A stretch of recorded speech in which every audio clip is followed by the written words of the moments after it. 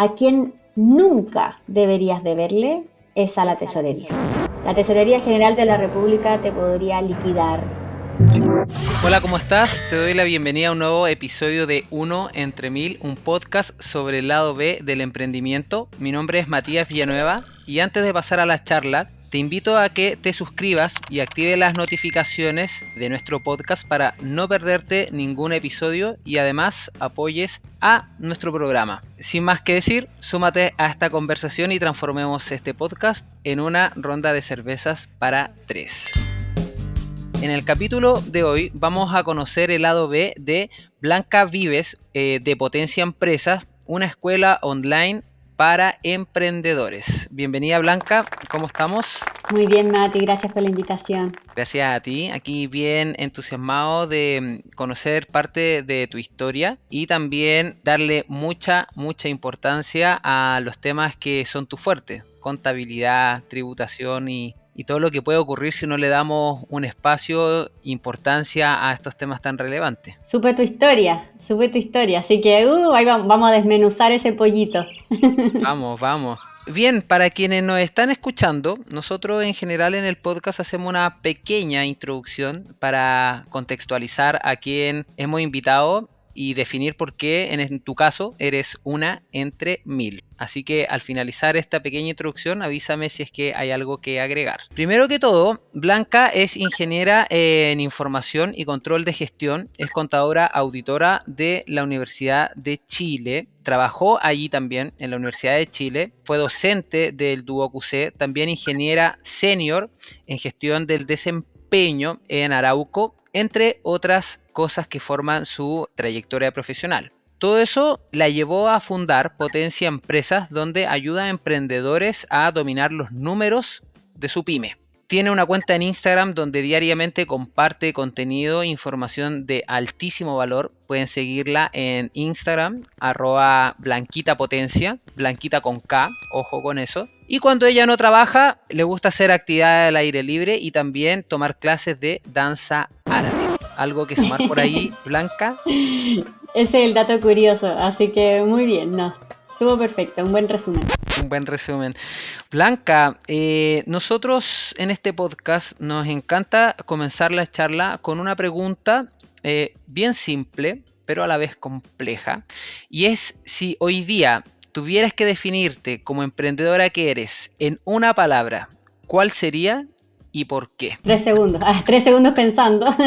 No, pero no, yo creo que una palabra que hoy día, con 31 años, siento que me identifica es ser valiente. Y el porqué de ser valiente es porque he sido diferente en el mundo donde yo me muevo, desde mi familia hasta la universidad donde estudié y desde el mundo corporativo de donde salí y después de donde trabajé.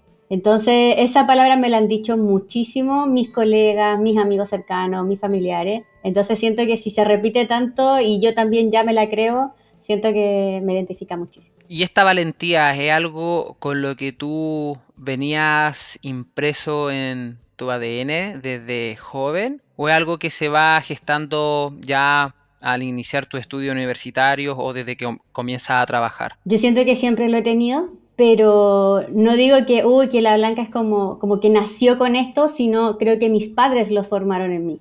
Entonces ahí siempre y durante el podcast te voy a hablar mucho de mi historia familiar, que gracias a ellos yo creo que soy la persona que soy. Ellos fueron emprendedores también.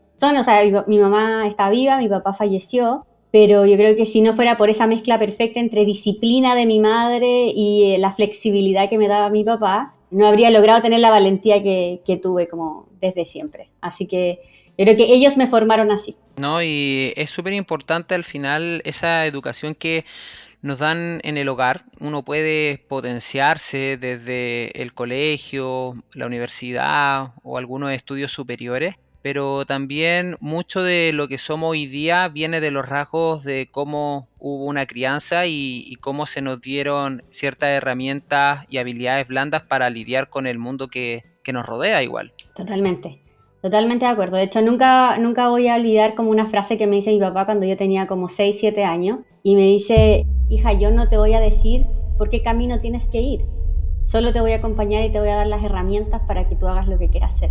Y a mí me quedó eso marcado y tatuado para toda la vida. Imagínate una niña que la abrazan y le digan como hija, no te voy a decir lo que tienes que hacer, solo te doy todas las herramientas. Y yo hasta el día de hoy la recuerdo y se me eriza la piel cuando lo pienso. Es genial porque al final quienes son padres a veces no le toman el peso a las palabras, a los consejos, a las recomendaciones y a las enseñanzas o experiencias que pueden traspasar a los más pequeños y cómo eso también forja tu carácter a futuro. O sea, quizás uno ahora lo recuerda, pero también hay etapas de la vida donde ese mensaje no te hace tanto sentido hasta que llega al punto en tu vida propia donde toma el verdadero sentido y eso pasa a ser un pilar fundamental en tu personalidad, en el trabajo o en la vida en general.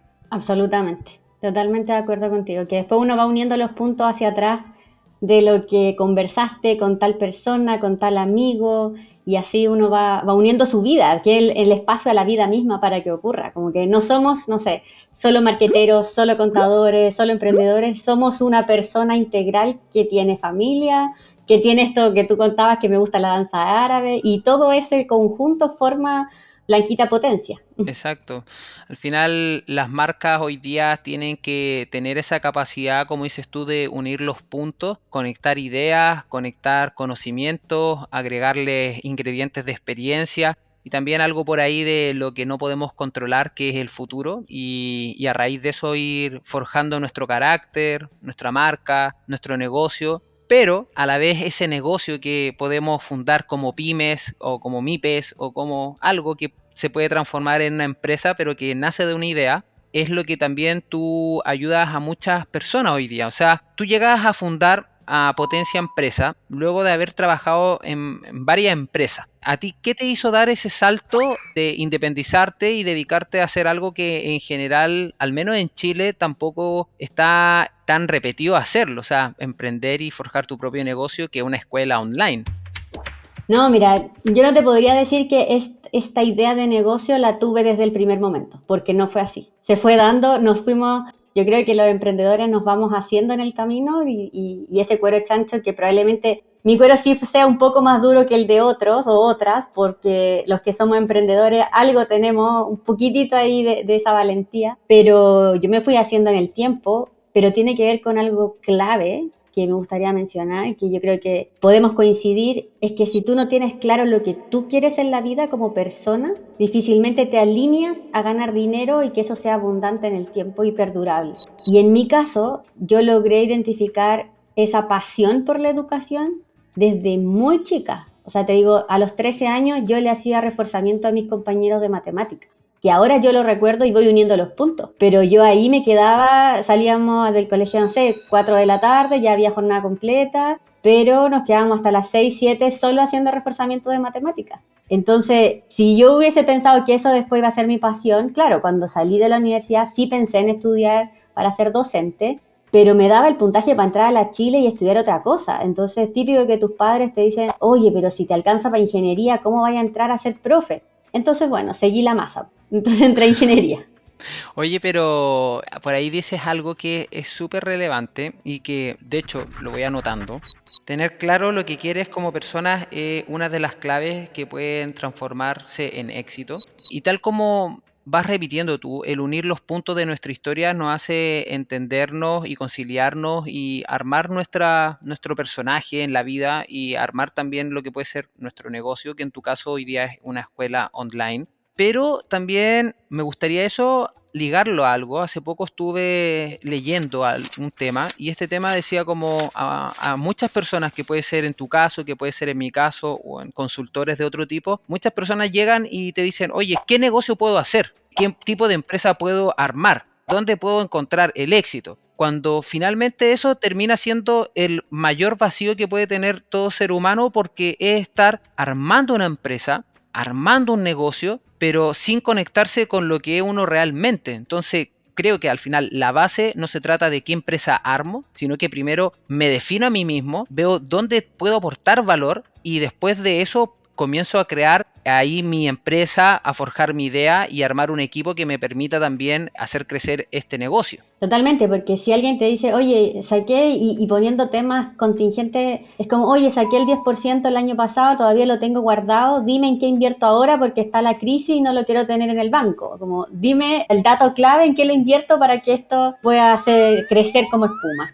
Y no se trata de eso. Ahora, tampoco se trata de que andemos buscando y que tengamos que irnos a un cerro ermitaño y ahí encontrar tu propósito, porque tampoco esa es la vida, pero sí ir experimentando cosas, ojalá a bajo costo, que no nos cueste endeudarnos, que vamos probando distintos, a lo mejor, emprendimientos que si nos gusta, que si sabemos que tenemos algunas habilidades, empecemos a testear el famoso producto mínimo viable, a ver si es que también le gusta al público, pero que también, como dices tú, que nos llene, que nos haga feliz hacer lo que estamos haciendo, porque de todas maneras los primeros años va a ser trabajar muchísimo, mucho más que el mundo corporativo.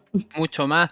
De hecho, ahí me gustaría citarte en una frase que tú has dicho más de alguna vez y que dice, ver tu negocio como un hijo impide ver los hoyos financieros que genera. ¿Nos puedes contar un poco al respecto? Sí, por supuesto. Esto surge desde que le empiezo a hacer muchas clases a mujeres, mujeres emprendedoras, y la mayoría de ellas, yo no tengo hijos, pero ellas sí tratan a su emprendimiento y dicen, ay, pero si esto es como criar a mis niños, es como llevarlos al colegio, es como que le tienen tanto amor.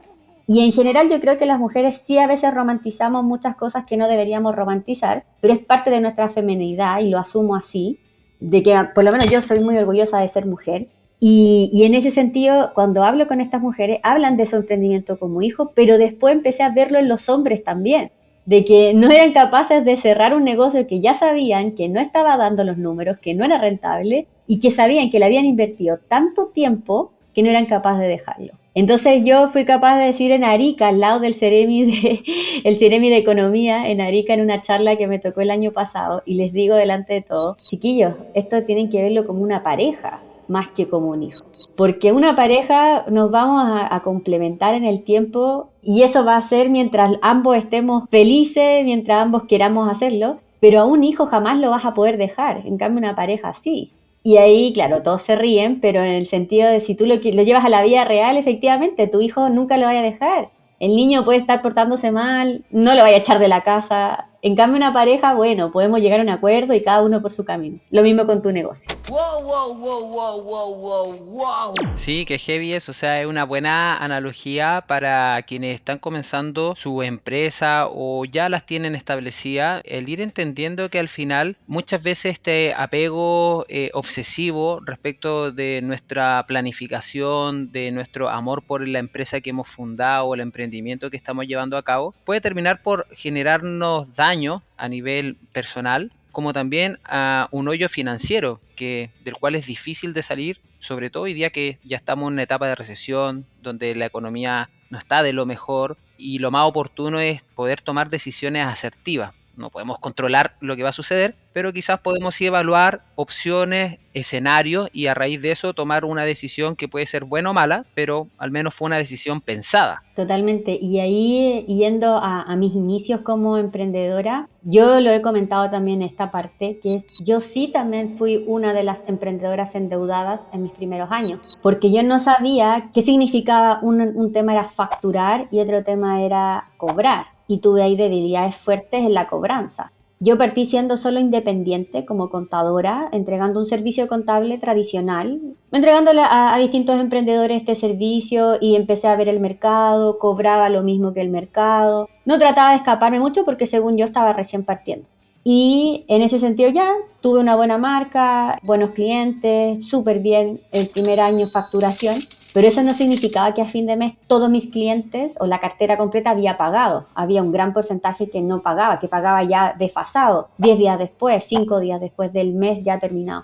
Y eso empezó a crear un hoyo financiero en mi empresa sin darme cuenta. Y no dedicaba tiempo a la cobranza tampoco. Entonces sacaba de un lado, tapaba el hoyo, después descubría ese hoyito y tapaba el siguiente y así, pero había un tema que me faltaba gestionar. Entonces llega el 2019, finales de 2019, y yo creo que ahí está la hecatombe que todos tuvimos a lo mejor con el estallido social.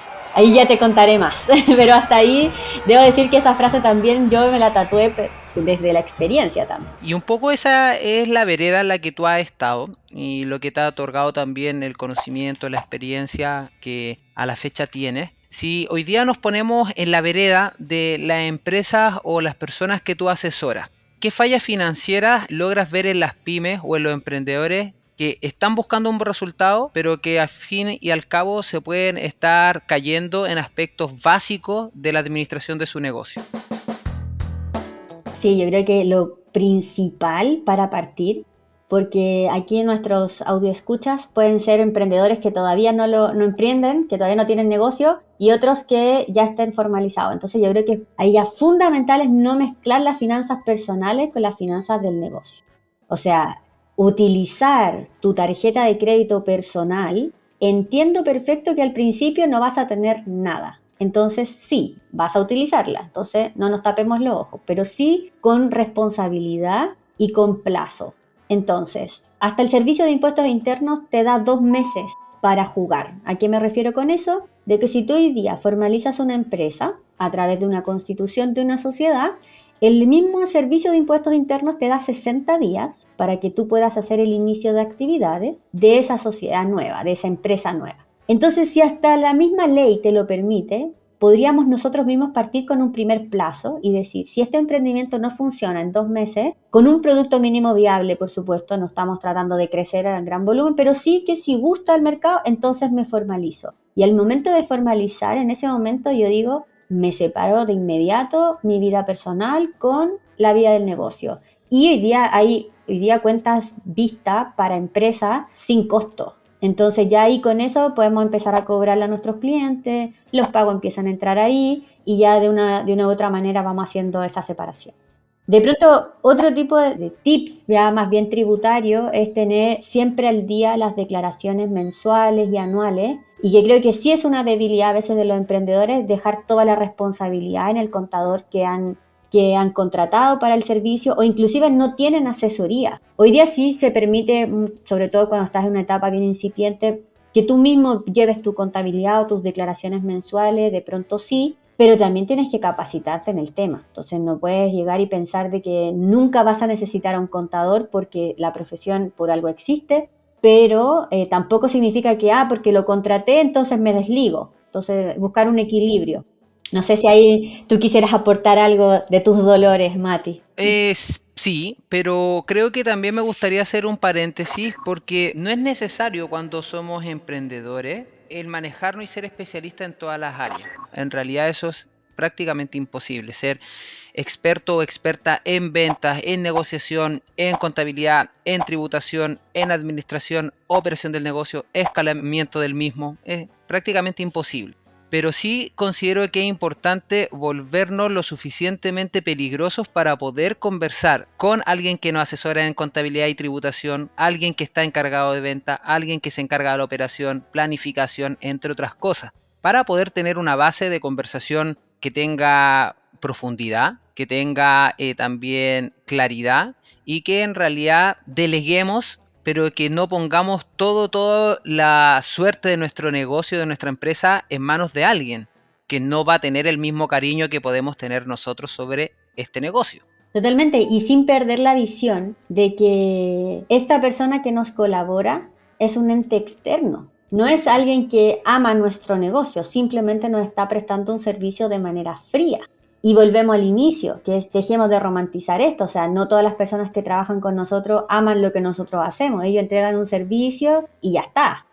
Entonces, si nos ponemos fríos, somos los únicos los que vibran con el negocio que uno tiene. Los demás son solo colaboradores. Exacto, sí, de hecho lo dijiste súper bien. Y eso ligándolo un poco a uno de los puntos de dolor que decías tú y que estaba asociado a los tips que podías dar a quienes estaban comenzando a emprender respecto de el proceso de cobranza, porque muchas veces nos toca indudablemente, sobre todo al comenzar, de mezclar ahí nuestras finanzas personales con el negocio y le presto platita a la empresa o la empresa después me paga y juego con mi tarjeta de crédito o ocupo mi cuenta corriente o etcétera. Pero llega un punto en el que debemos aprender también a cuidar el flujo de caja y muchas veces este flujo de caja requiere que sepamos realizar el proceso de cobranza, ¿cierto? ¿Qué tips le podrías dar tú a nuestros audio escucha de este proceso de cobranza, cómo llevarlo a cabo, cómo planificarlo y cómo a veces lidiar con este cliente que no nos paga en la fecha que se acordó por contrato o que acordamos de manera sin contrato, a veces de palabra. Totalmente, y creo que le das en el clavo a un tema que se va a venir fuerte, porque ya lo dijimos, tú lo das en la intro cuando dice, si vienen tiempos de crisis, estamos hablando de que un dólar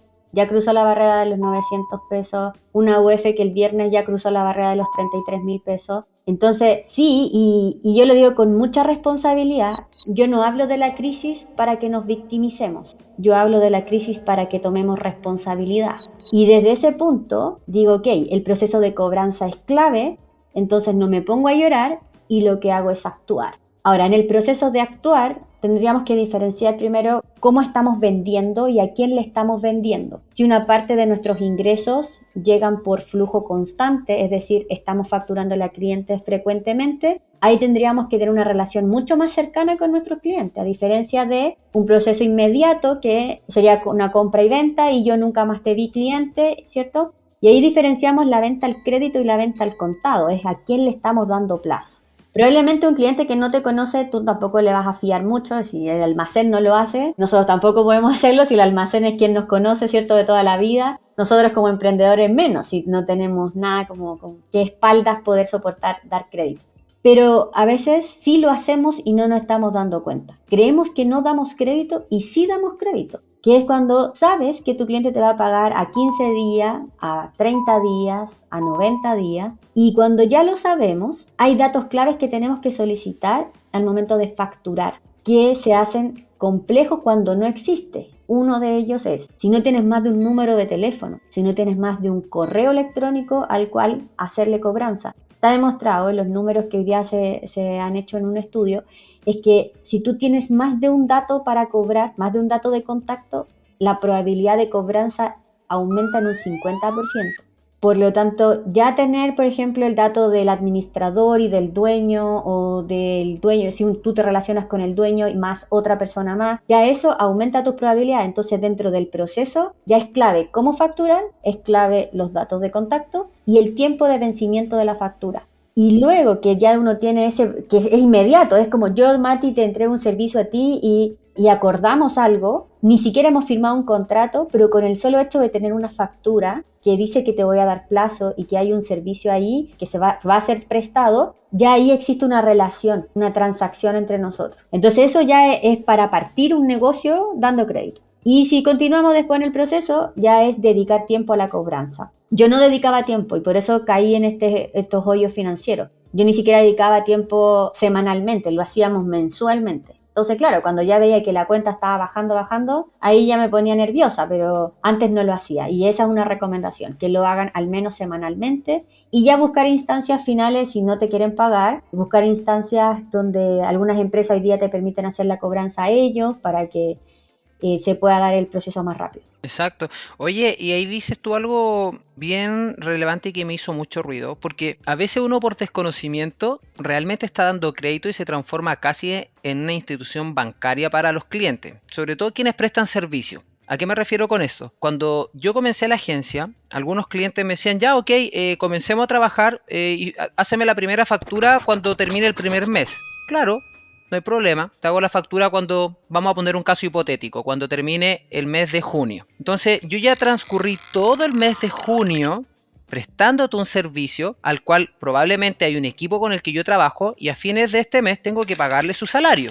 Pero a este cliente, cuando yo le emito la factura a fin de mes, por ley va a tener 30 días para poder pagarme. Entonces, desde que yo comienzo el servicio el día 1 de junio, finalmente yo le estoy dando plazo a esta persona o a esta empresa para que me pague a fines de julio o el 1 de agosto. Ya son 60 días de crédito y a veces no nos damos cuenta de detalles tan pequeños como ese, cuando en la realidad, algo que al menos a nosotros nos sirvió cuando nos pegamos ahí el cachetazo con este tipo de situaciones porque no manejábamos contabilidad para nada, es decir, oye, si voy a comenzar el 1 de este mes, yo te emito la factura el 1 de junio y ten tú tu plazo para pagármela hasta el 1 de julio. O quizás podemos convenir en que me puedas pagar hasta el 15 de julio y te doy 15 días extra. Entonces a veces muchas las personas no toman eso en consideración y dicen voy a cerrar una venta, otra venta, otra venta. Y después, ¿qué pasa? Nos falta flujo de caja, nos falta tener ahí el dinero disponible para pagar nuestras propias obligaciones como empresa. Y se empieza a generar este proceso de la bicicleta y nos endeudamos o sacamos un avance, después hay que cubrir esto, cubrir lo otro, pagar intereses y terminamos por agotarnos, agobiarnos y estresarnos. Y aportando a lo que tú dices, ¿qué va reduciendo? Le vas agregando costos de intereses, como dices tú. Entonces vamos reduciendo nuestro propio margen. Entonces ya lo que esperábamos ganar en un momento ya no lo es porque tuvimos que pagar los sueldos, tuvimos que pagar y que eso es lo que a mí me empezó a pasar. Llegaba fin de mes y yo tenía que pagar 2 sueldos fijos que teníamos, pero quedaba para 1/3 de mi sueldo. Entonces, claro, la empresa funcionaba, las chiquillas estaban bien pagadas, pero ¿y Blanquita qué? Blanquita come con aplauso, pago el pan con aplauso, no era posible. Entonces, ese cachetazo que tú dices es clave, darse cuenta, y ojalá en los primeros meses, porque después se vuelve una bicicleta. Claro, y ojo, le pasa a personas como tú que su profesión, su oficio y la mayor parte del tiempo que destinan es en esto. O sea, ¿qué nos queda a nosotros que en realidad no tenemos esas capacidades y conocimientos tan profundos sobre el mundo contable o el mundo tributario? Entonces creo que ahí hay que apretar botón de alerta para quienes nos están escuchando, de verdad evalúen cómo están llevando la operación de su negocio y qué costos extras están apareciendo, qué gastos imprevistos no estaban contemplando en un inicio y cómo eso de verdad está perjudicando al propio negocio o al crecimiento del mismo. Totalmente. Y le das también un énfasis a la profesión y que me encantaría también decir que somos lo que estudiamos, no lo sé, eso lo pongo en dudas. Entonces, cuando uno se transforma en emprendedor, hay muchas áreas que hay que mirar y que probablemente a veces se nos escapan temas tan detallados como esto de cómo estamos haciendo la factura, si nos están pagando, cómo estamos recibiendo el dinero. E inclusive, Mati, pasa que si no tenemos distintos medios de pago, que también puede ser una falla. A lo mejor si tú solo aceptas transferencia, que era en mi caso en ese momento, tú ya estaba reduciendo posibilidades de pago porque a lo mejor mi cliente me quería pagar con tarjeta de crédito. A lo mejor ellos sí utilizan la tarjeta de crédito de la empresa. Y cuando nosotros aumentamos con un botón de pago para pagar el servicio, nos empezaron a pagar más también. Entonces, poner alternativa, en el fondo, no culparnos todo el tiempo, pero sí tomar acción. Esa es como mi consigna siempre. Si algo no está funcionando, no te quedes sentado y toma acción. Exacto, o sea, también no solo nos centremos en el problema, en el proceso de cobranza, por ejemplo, sino que también centrémonos en buscar opciones que faciliten el proceso de la cobranza. Como dices tú, uno puede entrar al portal de WebPay, uno hace un botón de pago y a tus clientes les puede decir, oye, está el proceso, hay un vencimiento de una factura, te dejo por aquí los datos de transferencia y si te acomoda, aquí te dejo nuestro botón de pago, solo agregas el monto que está aquí en la factura y se realiza el pago y puedes pagarlo hasta en 12 cuotas con tu tarjeta de crédito. Listo. Por último, WebPay te va a cobrar a ti un porcentaje de interés entre el 3 al 5%, pero bueno, al menos tengo caja. Eso es, al menos tengo caja. La caja. Cuando uno dice, sí, prefiero costear eso, bajar un poquito mi margen, que ese costo se incluya,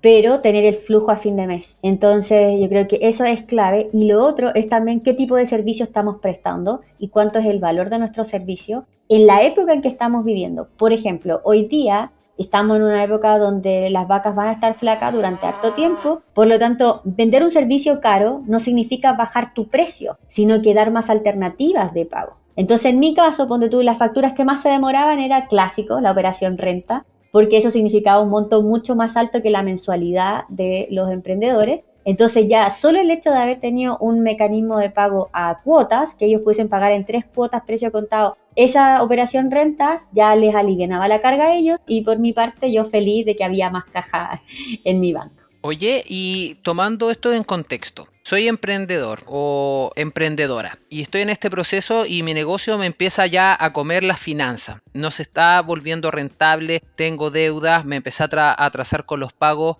en mis declaraciones mensuales, entre otras cosas. ¿Cuáles son los grandes problemas que apareja este tipo de situaciones para quienes no tienen conocimiento respecto a estos temas? Sí, si nos empezamos a atrasar ya vamos a entrar en procesos judiciales o extrajudiciales, dependiendo de la situación que tan grave sea. Probablemente si nosotros somos los que nos atrasamos, van a ser otros que nos van a estar haciendo cobranza y hay que agotar todos los medios de cobro. Por lo tanto, ¿qué van a hacer? Correos electrónicos por montones, nos van a acosar telefónicamente, y si nosotros tenemos clientes que se están atrasando, tenemos que ejercer las mismas acciones. Es como una ruta de incobrable que se llama. Tributariamente existe un beneficio que es que si ya una factura no fue pagada en 365 días, entonces la factura puede ser un gasto aceptado tributariamente.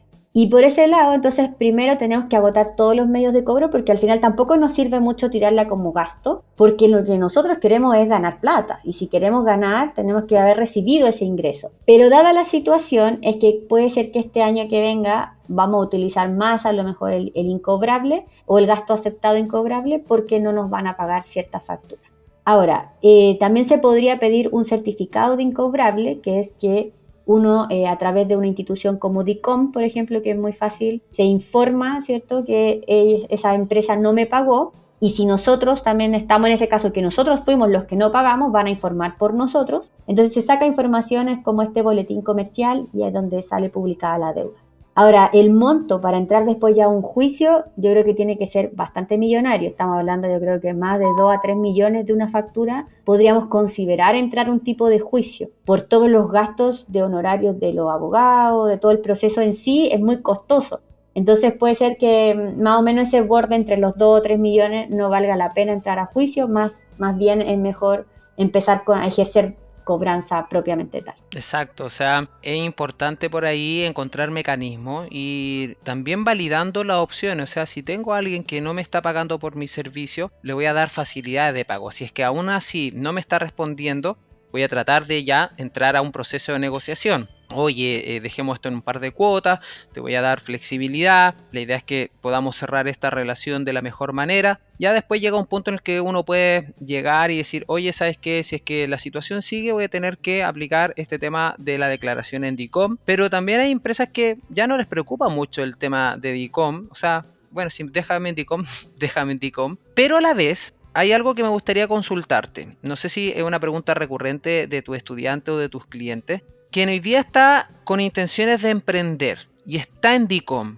¿puede emprender o es muy limitante el sistema para personas que están en esta situación? Absolutamente nada limitante.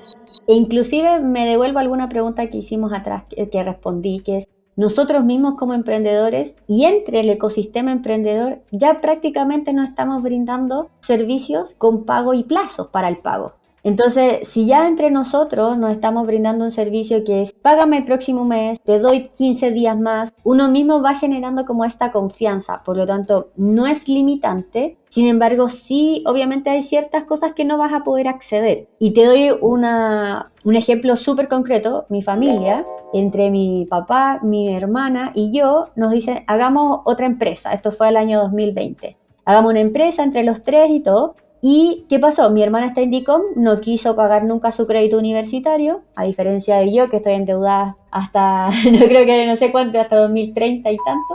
Pero yo he pagado mis créditos universitarios y todo el tema. Entonces, aquí, ¿qué fue? Que ella quedó como representante legal, lo decidimos entre nosotros tres, pero no nos querían dar el banco una cuenta de banco para nuestra empresa nueva porque ella estaba en DICOM.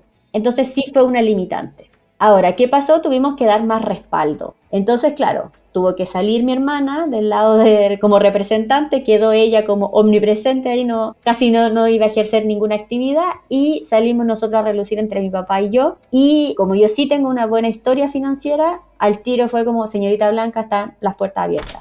Pero yo tuve que quedar como aval. Entonces, ¿de qué hay alternativas? Hay alternativas, pero creo que no es una limitante por ningún caso el tema del DICOM. Claro, porque muchas personas dicen, no, ¿cómo voy a emprender? Estoy en DICOM, pero bueno, al final si es que armamos una empresa, un negocio, una pyme, una MIPE desde cero, y este proceso lo llevamos de manera inteligente, quizás de manera audaz, administramos bien, tenemos ojo en las cobranzas, tenemos ojo en lo que entra, en lo que sale, entre otras cosas, podemos poco a poco empezar a armar un plan de pago, es decir, estoy en DICOM, voy a fijarme a quiénes les debo, voy a priorizar a estas instituciones o empresas a las que le debo, voy a fijar un plan de pago y llega un punto en el que tú puedes pagar todas tus deudas, después sanearte como persona, tu empresa sigue creciendo, quizás te puedas aumentar tu salario, tu ingreso, entre otras cosas, y uno dice, ya, ok, ahora quizás el banco me abre las puertas. Y claro, el banco llega a un punto en que nuevamente te abre las puertas y tal como has dicho tú, hay que tener responsabilidad en nuestros pagos, en nuestros compromisos,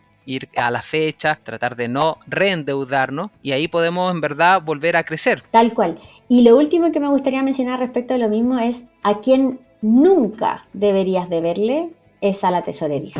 La Tesorería General de la República te podría liquidar y conocí de primera mano cuando recién yo estaba aprendiendo a asesorar. Digo, hace 7 años atrás estaba recién y me llega un cliente y me dice, Blanca, me acaban de embargar la cuenta corriente con todo el dinero de los sueldos. Era una nómina de casi 60 trabajadores.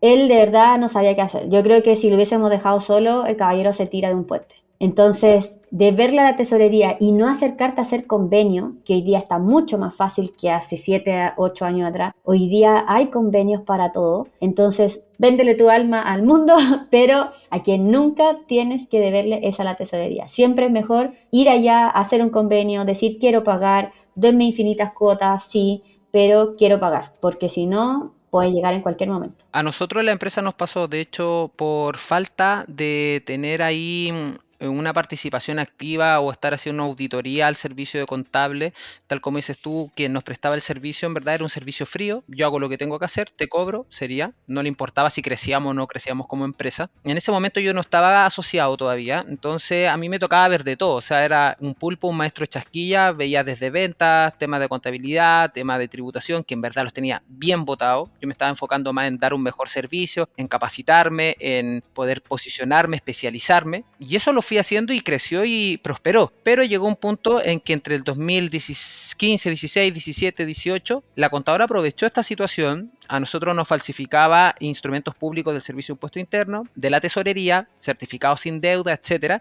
Y operábamos. Hasta que llegó un punto en que cuando yo fundé la empresa, el domicilio tributario era la casa de mi mamá. O sea, hoy día ya no es porque tenemos con la empresa una propiedad.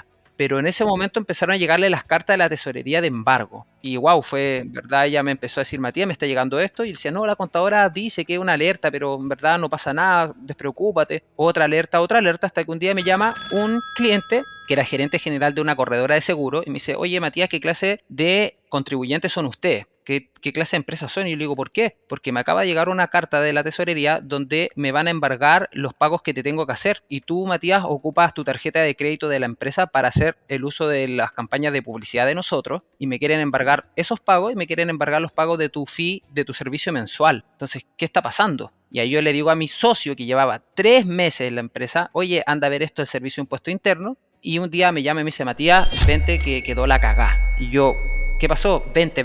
Ya, yo agarro el auto, llego al servicio y estaba ahí la contadora. Y ya estaban ellos en la tesorería y ahí nos damos cuenta que ya no había falsificado todo. Ella ahí reconoce la deuda, se deja como un certificado y yo le digo, señorita, acompáñeme aquí a la comisaría que está a 1,5 cuadras y necesito que declare que en realidad esto es lo que pasó. Bueno, y lo hizo y el día siguiente mi socio va a la tesorería y me dice, Matías, vente que en verdad de nuevo quedó la cagada. Y yo voy para allá y al final no debíamos 9 millones, que era la deuda inicial, después de hacer todo el tema con un inspector del Servicio de Impuesto Interno, debíamos casi 21 millones de pesos.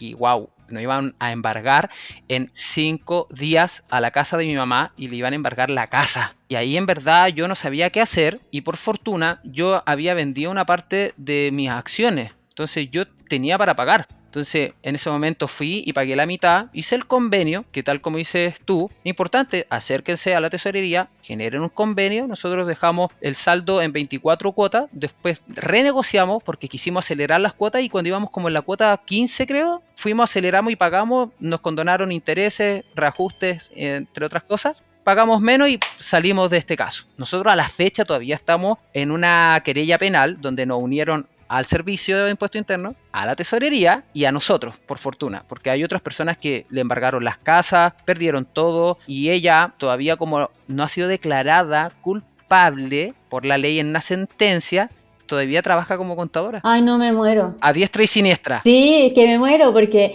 finalmente, claro, van empañando al profesional. En este caso, por eso el mundo habla mal de los contadores y en ese sentido, eso es lo que hace Potencia Empresa. Como escuela online tratamos de que los emprendedores tengan el mismo conocimiento y que tal como hemos hablado aquí, sin importar que estás recién iniciando o ya estás avanzado, porque tú estabas avanzado en tu negocio y que por lo mismo ya estabas ganando y te estaba yendo bien y uno dice, si tengo que pagar impuestos es porque me va bien. Entonces ya uno empieza a decir, chuta, estoy creciendo pero no estoy viendo esos números. Y ahí viene también un mix que uno tiene que hacer, que es temas financieros es un tema, que es cómo está entrando, saliendo mi lado financiero, mis finanzas, el control de eso. Pero por otro lado, tributario es cómo también estoy cumpliendo con el servicio de impuestos internos. Y lo otro es la gestión, cómo administro ese dinero que está ingresando a mi empresa. Entonces, cuando ya tengo estas tres patitas, me puedo enfrentar a vender más, a crecer. Como no siempre partir con la idea de que mi negocio tiene que crecer en el primer año. Primer año tengo que aprender a gestionar una empresa. Si no sé gestionar hoy día, si gano 1.000.000, difícilmente voy a poder gestionar cuando gane miles de millones. Entonces,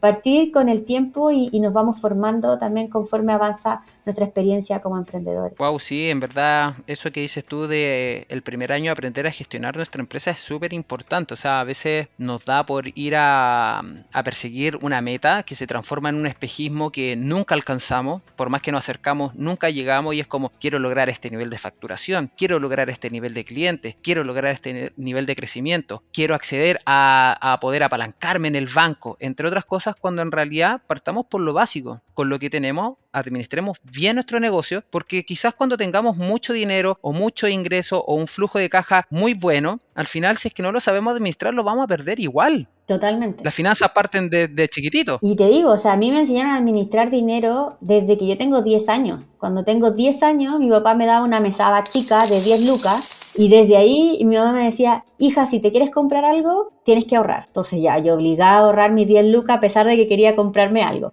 Pero ya aprendí a manejar dinero desde chica. No era una gran suma, pero mi mamá me decía, mira, si te quieres comprar algo, dame la mitad de tus ahorros y yo te pongo la otra mitad. Típico una chaqueta, un pantalón, cuando ya tenía como 14, entre 13 y 14 años. Entonces ya que tus padres te empiezan a hablar de dinero sin tapujo y sin verlo como algo malo, también es clave.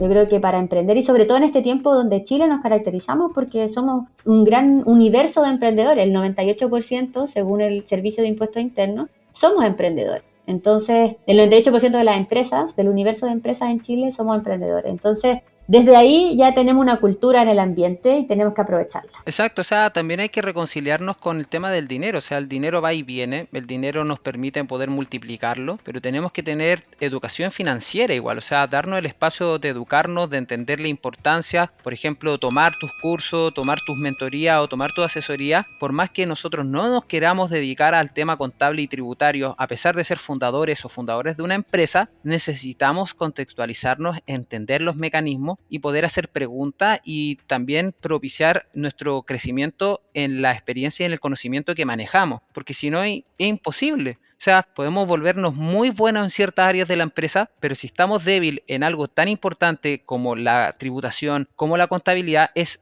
así como nos podemos fumar del mercado.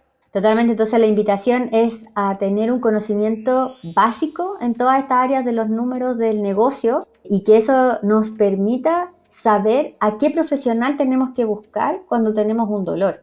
Entonces es como ir al médico. Vamos al médico general cuando no sabemos, me duele el brazo, me duele la pierna, pero doctor, ¿será un traumatólogo lo que necesito o será una mancha en la piel solamente un dermatólogo? Entonces, ¿a qué experto busco? Bueno, tengo que primero saber un conocimiento general. Y desde ahí es que nosotros queremos potenciar eso. Yo estoy convencida de que para mí la educación es clave. La educación en mi vida personal fue lo que hoy día me tiene aquí, digamos, brillando, pero brillando desde lo que a mí me gusta hacer, que es transmitirle a otros el conocimiento. Y no se trata de ir a perseguir el éxito que el mundo te dice que tienes que perseguir. Para mí es ir a buscar lo que a uno le hace sentido y para hacer un buen negocio que sea rentable, que sea sostenible en el tiempo, tenemos que gestionarlo bien. Exacto. No, de hecho hay muchas pepitas de oro, como le llamo yo en este podcast. Tenemos una sección que le llamamos el takeaway y yo en general voy en mi agenda anotando muchas cosas que me voy guardando de nuestros entrevistados y entrevistadas. Aquí voy a relatar algunas de ellas que han sido pepitas de oro que he tomado de ti. La primera es: el emprendedor se hace en el camino, no debes tener todo claro o un plan maestro porque tienes que estar alerta a los imprevistos. 2. Tener claro qué quieres como persona es clave para que tu negocio pueda prosperar en el tiempo. 3. Experimenta a bajo costo evitando endeudarte. Es decir, tener un producto o un servicio mínimo viable, ve cómo te va y poco a poco ve escalándolo. 4. Cuidado con romantizar tu negocio, el apego es peligroso. No veas el negocio como un hijo, más bien velo como una pareja. 5. No mezclar las finanzas personales con el negocio. Ten responsabilidad en los pagos, ten responsabilidad en los plazos y ten responsabilidad en los compromisos que adquieres. Y mantén tus declaraciones del servicio de impuestos internos al día, sin miedo a todo lo que es la contabilidad y la tributación, de modo que aprendas a gestionar tu empresa en el menor tiempo posible. Ahí tengo 6 pepitas de oro que anoté, sumados a 2 hojas llenas de ideas y cosas que me llevo por ahí, Blanquita. Ahora, para ir dando cierres a este podcast, si quienes nos están escuchando quieren seguir tu trabajo, quieren conocer tu academia y tu escuela online, ¿dónde te pueden seguir en redes sociales? Primero, encontrémonos ahí, en esa red en Instagram, en Blanquita Potencia con K. Muy bien, fue la invitación al principio del podcast. Y conozcámonos ahí en esa red porque siento que es donde yo interactúo. De hecho, es donde nosotros nos conocimos. A lo mejor empezamos a interactuar ahí para llegar ahora al podcast. Y creo que me conozcan, que vean lo que compartimos gratuitamente para que se den cuenta todo lo que podrían adquirir si es que toman uno de nuestros cursos.